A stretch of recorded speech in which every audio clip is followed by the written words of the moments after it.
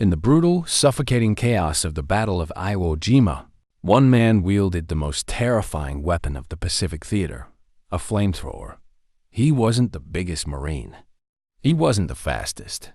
But he was the one sent into the darkness, into caves teeming with hidden Japanese defenders, armed with 70 pounds of napalm-fueled fire. His name was Woody Williams, and he became a legend. This is the story of how a humble West Virginian farm boy turned into a one-man assault unit and earned the Medal of Honor in one of the bloodiest battles in American history. Woody Williams was born in Quiet Dell, West Virginia, in 1923. Raised during the Great Depression, he was used to hard work, discipline, and perseverance.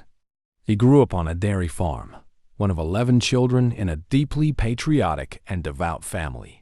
Tragedy struck early in Woody's life when his father passed away, leaving his mother to raise the family alone. That hardship shaped his resolve.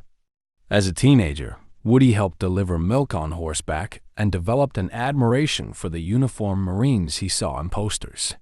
When Japan attacked Pearl Harbor in 1941, like many young men across the United States, Woody answered the call.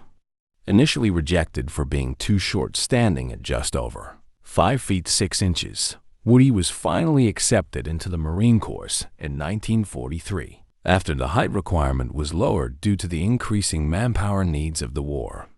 He trained at Camp Elliott in San Diego, enduring grueling physical tests and mastering infantry tactics.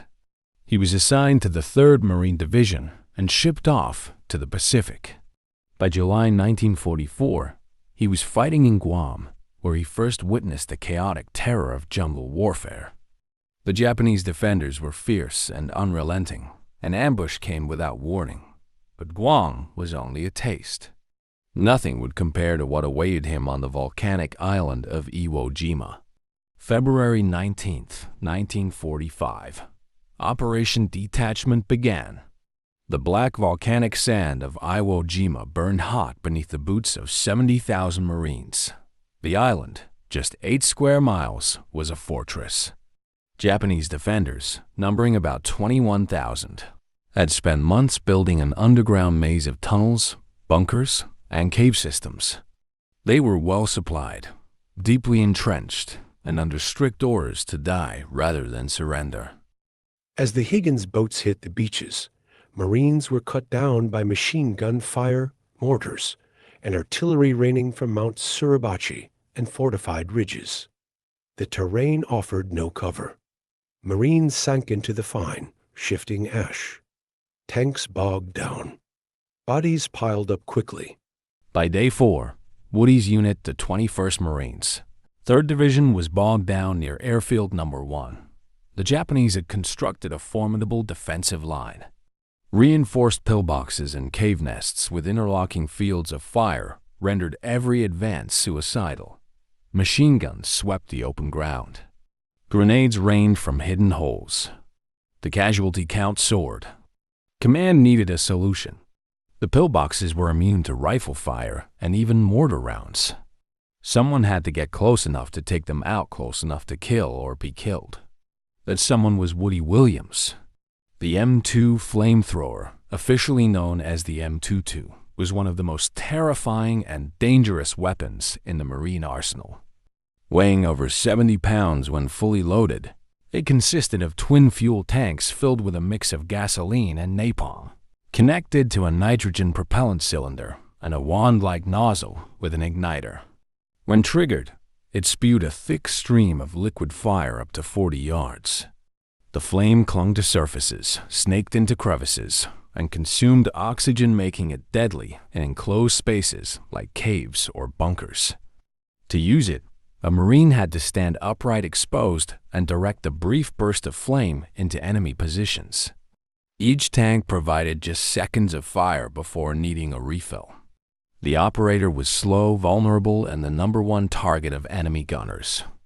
Most flamethrower operators didn't survive their missions.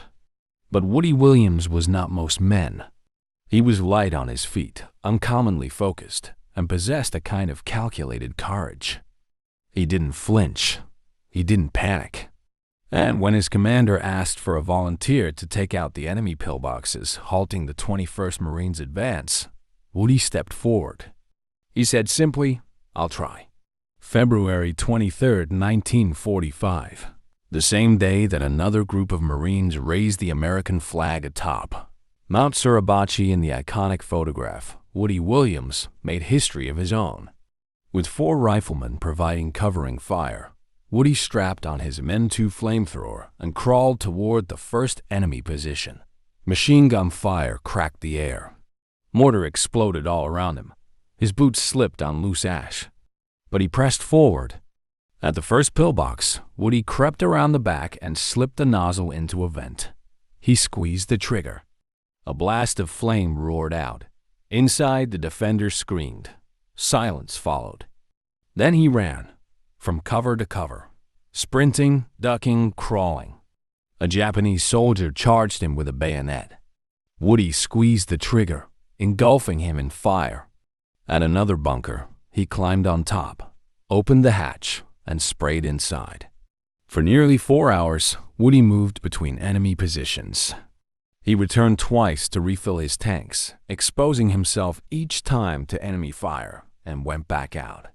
He destroyed 7 enemy pillboxes, 7 by hand, with a flamethrower. His actions broke the deadlock. The Marines surged forward. Dozens of lives were saved. Years later, Woody would say, "I was just trying to protect my buddies. That's all." By mid-March, after 36 days of relentless combat, the island of Iwo Jima was declared secure.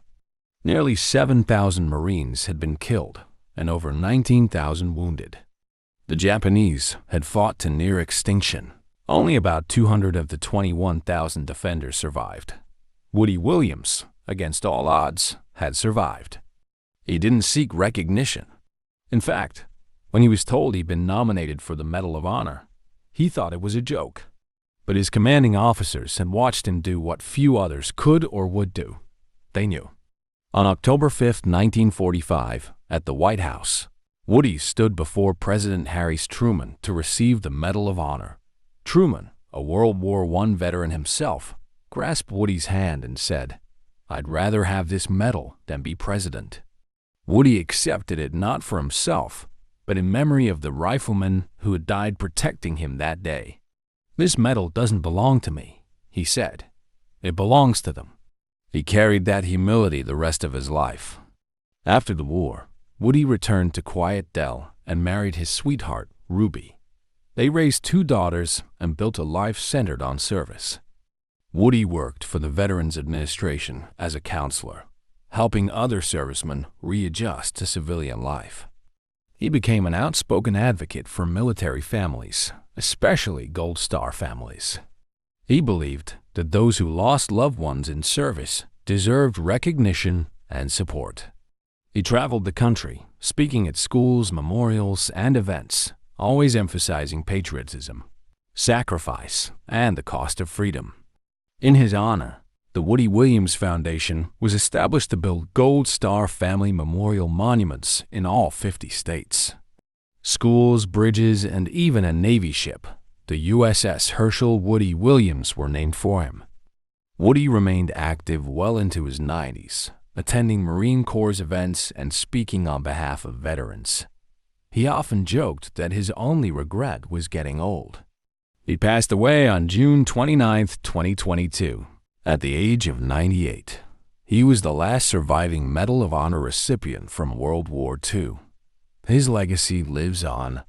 Woody Williams faced death with every step he took across the black sands of Iwo Jima. But it wasn't fire that defined him. It was his courage, his loyalty, and his quiet determination. He didn't carry the flame for glory. He carried it for the brothers who fell beside him, for the men who never got to come home. In the end, the flamethrower was just a tool. The true weapon was the heart of a Marine who refused to let his brothers die in the dark. This was the story of the flamethrower Marine who cleared Iwo Jima's deadliest caves.